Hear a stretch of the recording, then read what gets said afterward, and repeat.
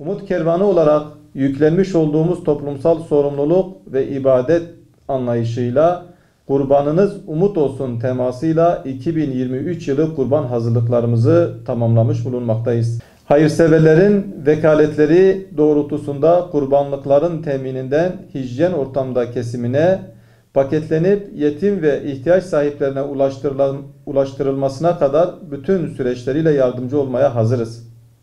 Bu yıl yurt içi kurban hisse bedellerimiz küçük baş için 4250 TL'den, büyük baş için ise 5000 TL'den başlamaktadır.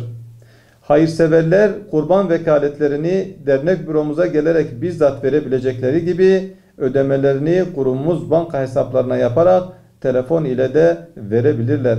Yüce Allah'ın keseceğimiz kurbanlar vesilesiyle bizleri arınarak affına mazhar ve kendisine yakınlaşabilen kullardan eylemesini temenni ediyoruz.